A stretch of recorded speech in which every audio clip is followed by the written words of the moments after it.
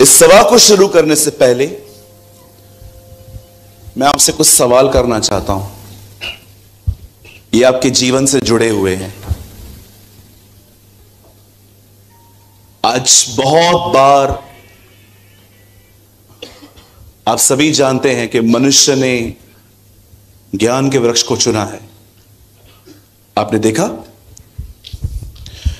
Bible कहती है जब परमेश्वर ने इंसान को बनाया तब उसने जीवन का वृक्ष नहीं चुना, उसने ज्ञान का वृक्ष चुना। इसीलिए आज भी आप देखते होंगे बहुतों का इंटरेस्ट नॉलेज में है, सिर्फ लाइफ में नहीं है। कुछ ऐसे सवाल होते हैं जो लोग हमसे करते हैं। मुझे कई सारे जो लोग कहते हैं केन की पत्नी कौन है। कई लोग मुझसे पूछते हैं केन की पत्नी कौन है। तो मेरा एक सवाल आपसे है, अगर केन की पत्नी पता चल गई कौन है तो उसमें आपकी उन्नति क्या है? I also have a question. कई लोग कहते हैं केन की पत्नी किधर आई, ऐसा सोचते हैं जैसे मैंने किडनैप की है। कुछ लोग तो ऐसे पूछते केन की पत्नी कौन है, आप पास्टर हो जवाब दो। मैंने उनको बोला, मैंने बोला मैंने किडनैप नहीं की है, मैं सिर्फ इतना जानता हूं, मेरे पास नहीं है। चलो मैं एक क्वेश्चन पूछता हूं आपसे, अगर केन की पत्नी को ढूंढ के भी लाएं, चलो मैं जाता हूं लाइब्रेरी, हिस्टोरिकल किताबें वगैरह सब पढ़ के आता हूं, चलो मैं फाइंड भी करता हूं, मुझे बताओ उन्नति क्या है? क्या आपकी जिंदगी बदलेगी? सिर्फ ज्ञान बढ़ेगा। मैं केन की पत्नी को पहचानता हूं, राइट? ज्ञान के पीछे मत जाओ, जीवन का पीछा करो। जानते हो जीवन क्या है? सूरज भाई, केन की पत्नी को छोड़ो, पहले यह बताओ गुस्से पे कंट्रोल कैसे करूं, घर टूट रहा है मेरा। That's life. आज आप देखिए लोग इंटरेस्टेड किस में है? नॉलेज में। और आप में से कितने लोग ये बात जानते हैं, इसी बाइबल को दिन रात पढ़ने वालों ने उसे क्रूस पे मारा था। जो बाइबल नहीं पढ़ता था पिलातुस, वो कहता है ये तुम्हारा राजा है। जो बाइबल पढ़ते थे फरीसी, वो कहते हैं ये शैतान है। आप बिलीव कर सकते हो नॉलेज वाले लोग कभी कभी कितने ब्लाइंड होते हैं। और मैं आपसे एक सवाल पूछना चाहता हूं, जितने भी लोग प्रभु में पुराने हैं, जिनको 20-25 साल हो गए हैं, उनको वचन बता के दिखाओ। आप जैसे बोलोगे ना, अंकल मैं आपको एक बात बताऊं, डायरी में लिखा है, हमने बाल धूप में सफेद नहीं किए हैं। आप उनको बता के दिखाओ। बहुत कम लोग होते हैं जो चुपचाप सुनते हैं। अधिकतर लोग खाली हाँ हाँ करेंगे और अंदर हमको सिखाने चला है, चल। हाँ, मैंने देखा है कई बार कलीसियाओं के अंदर परेशान करने वाले लोग नए नहीं हैं, पुराने। नया बेचारा बैठा रहता है, सीखता है, पुराना हमको सिखाने चला है कितना? उंगली जितना हमको सिखाने चला है। हम बाइबल कॉलेज होकर आया है। ओके, देखो ज्ञान ने तुम्हारी ऐसी कंडीशन कर दी है कि तुम अपने भाई बहनों से ही प्यार नहीं कर पाते। See your condition. आपके पास इतना नॉलेज है कि कोई आपसे बात करे, आप सेकंड्स में डिसएग्री हो जाते हो। मैं आपसे पूछना चाहता हूं, अगर इस हॉल में कोई ऐसा भाई है जो आपके विचारों से सहमत नहीं है, पर क्या आपके पास ऐसा दिल है उसके बाद भी आपसे स्वीकार करे?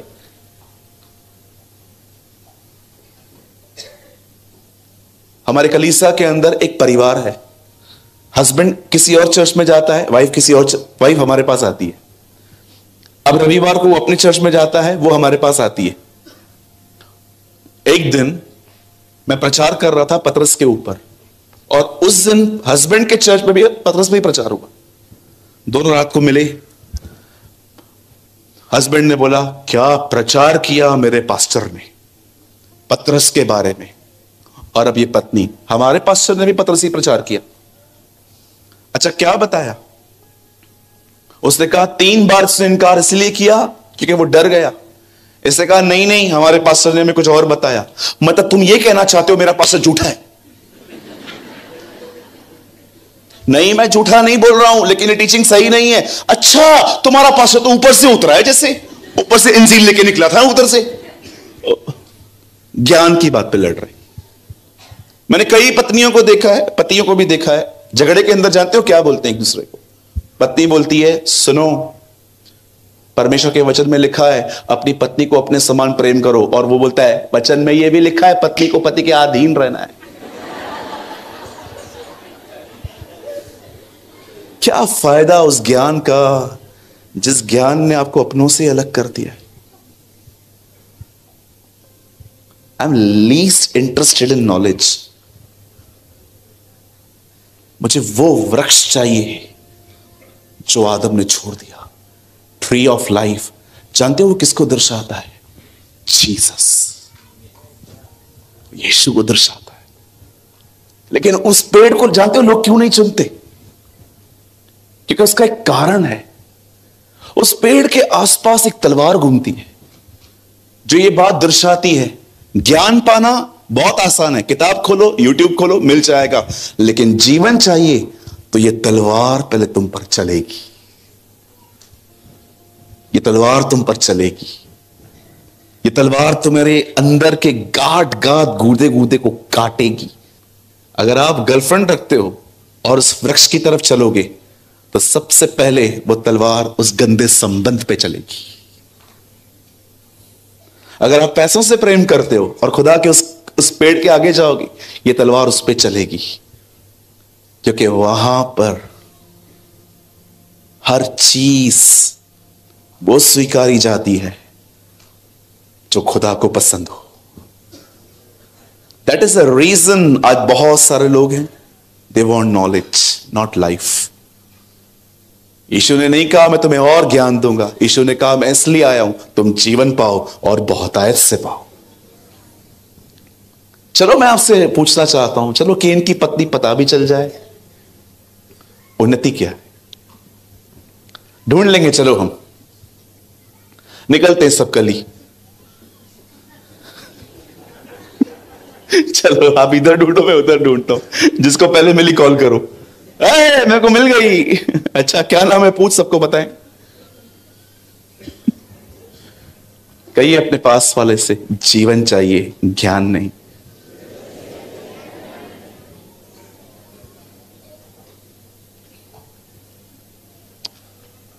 आज जब मैं इस हॉल में एंटर हुआ ना, मुझे परमेश्वर ने एक बात कही। प्रभु ने कहा इस हॉल में बहुत सारे लोग हैं सूरज, जिनके अंदर प्रेम नहीं है, मात्र ज्ञान है। और इतना ज्ञान है कि अब एक दूसरे से ही प्यार नहीं कर पाते, इतना ज्ञान है। मेरे भाइयों मेरी बहनों, नम्र बने, हर एक को स्वीकार करें, हर एक को ग्रहण करें। अय्यूब में लिखा है वह सर्वशक्तिमान है परंतु किसी को तुच्छ नहीं जानता। आप जानते हो परमेश्वर की एक क्वालिटी क्या है? वो कभी किसी को तुच्छ नहीं जानता, वो किसी से घृणा नहीं करता कि ये किसी काम का नहीं है। अपन न्याय करते हैं मरने से पहले, प्रभु न्याय करता है मरने के बाद। अंत तक वो धीरज धरता है कि यह आदमी बच सकता है। आप बिलीव कर सकते हैं? आज जो मैं आपके बीच में प्रीच कर रहा हूं, मेरा यह विश्वास है वो आपको उस जीवन के वृक्ष की ओर ले जाएगा। आमीन। चलिए हम शुरू करें। सब तैयार हैं? ओके, आप सब मेरे साथ खोल सकते हैं मत्ती का 6 अध्याय, मैथ्यू चैप्टर 6। सबने खोल दिया? चलो हम एक वचन पढ़ रहे हैं, मैं आपके लिए पढ़ता हूं। और कोई और भी एक व्यक्ति माइक ले लीजिए। मैं चाहता हूं आप लोग अपनी लैंग्वेज में भी पढ़ लीजिए। 6:33, इसलिए पहले तुम परमेश्वर के राज्य और उसके धर्म की खोज करो तो ये सब वस्तुएं भी तुम्हें मिल जाएंगी। आइए, मैं चाहता हूं कोई भी एक व्यक्ति जो गुजराती बाइबल लाया हो वो पढ़े।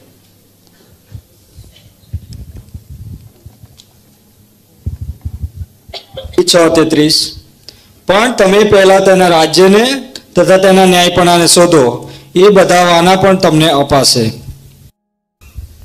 हो गया? ओके, मेरे को नहीं समझ में आता कुछ भी, लेकिन मुझे पता है आपने सही पढ़ा होगा।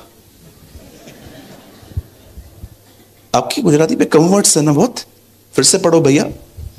પણ તમે પહેલા તેના રાજ્યને તથા તેના ન્યાયપણાને શોધો એટલે એ બધા વાના પણ તમને અપાશે.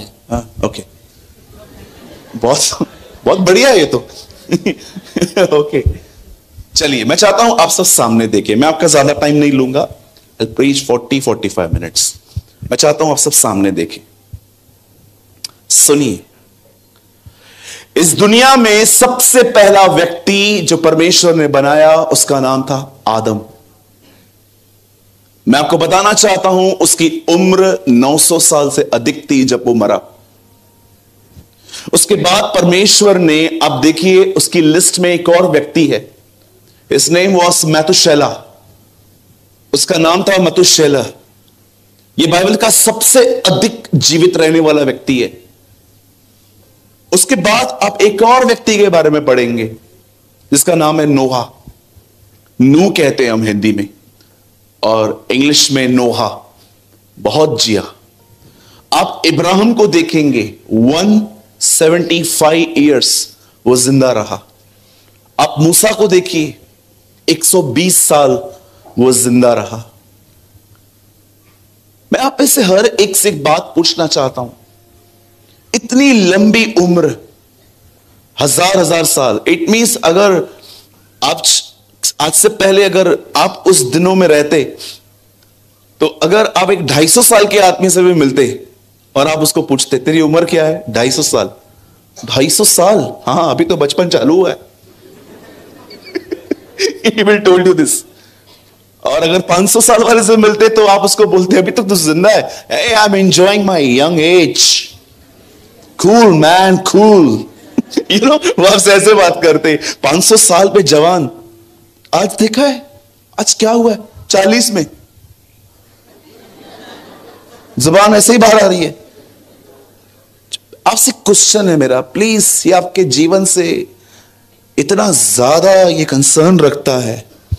900 साल, 950 साल, इतने सालों तक इंसान इस पृथ्वी पे जिंदा रहते थे. आज उम्र 60, 70, काजू बादाम खाया तो 80. क्यों? मैंने अपने कोविड के टाइम पे कम से कम 9 लोगों को खुदा में मरते हुए देखा. मैं प्रभु से पूछ रहा था, प्रभु क्या सच में इनकी उम्र आपने इतनी लिखी थी? आपको पता है प्रभु ने मुझे क्या कहा? नो, ये और जी सकते थे पर किसी चीज ने इन्हें मार दिया. मेरे एक बहुत अजीज थे मेरे, वह सो डियर, वो बड़े प्यारे थे.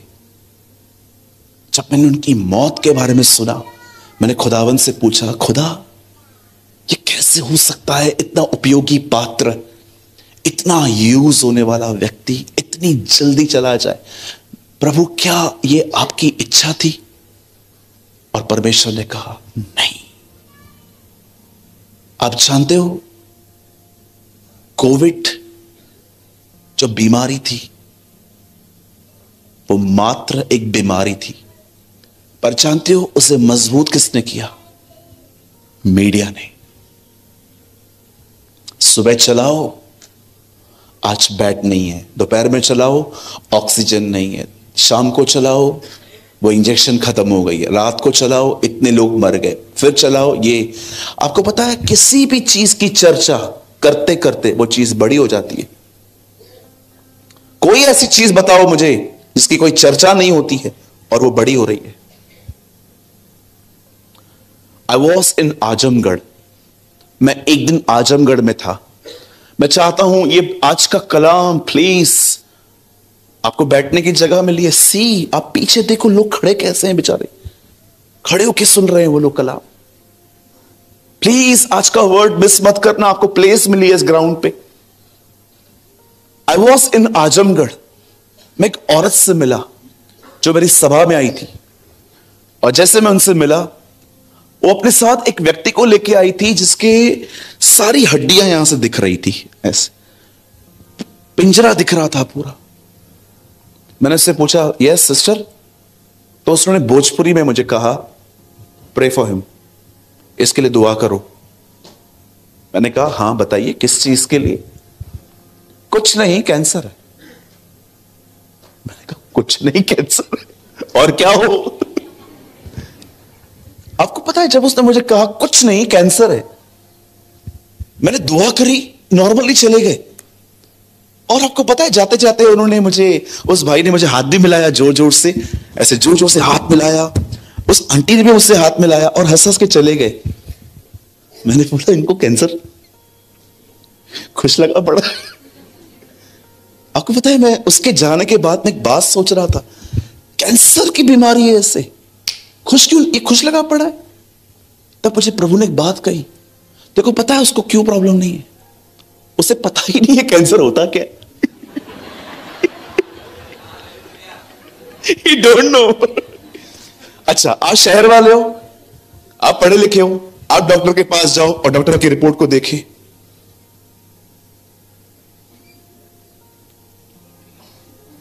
अगर वो आपको 2 मिनट देखे ना, आप उधर ही मर जाओ। और फिर वो आपको कहे, आपको पता है ना पहले के दिनों में मौत की खबर ऐसे सुनाई जाती थी, आपके घर से कोई आ सकता है, या दूसरी खबर तुम्हारे पास कम दिन है। मुझे लगता है आने वाले दिनों में डॉक्टर जानते हो मौत की खबर कैसे सुनाएंगे? क्या मोबाइल में कोई डिलीट करना है?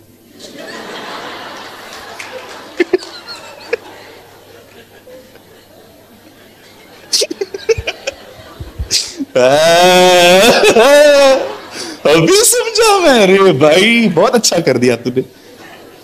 आजकल फोन से बहुत लोग ऑक्यूपाइड है ना। मैंने खूबसूरत कहानी पढ़ी, 2 बर्ड्स उड़ रहे थे और एक खेत से उड़ रहे थे और उन्होंने खेत को देखा और दूसरे ने एक से कहा अरे ज्यादा नीचे मत जा। बोला क्यों? अरे वो इंसान खड़ा है, मार देते हैं ये लोग हमें। अरे बोला नहीं इंसान नहीं है। बोला इंसान है ना, वो क्या है स्टैचू, आपने देखा हो ना खेत में लोग स्टैचू लगाते हैं।